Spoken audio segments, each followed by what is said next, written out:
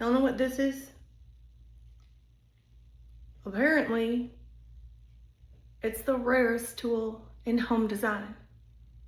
Welcome to Design BS, where BS stands for bad suggestions.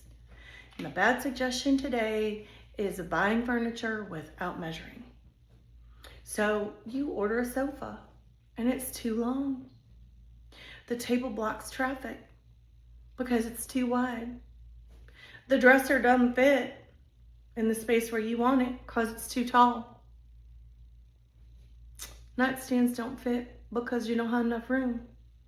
You'll spend thousands of dollars on furniture, but y'all won't spend 10 bucks on one of these.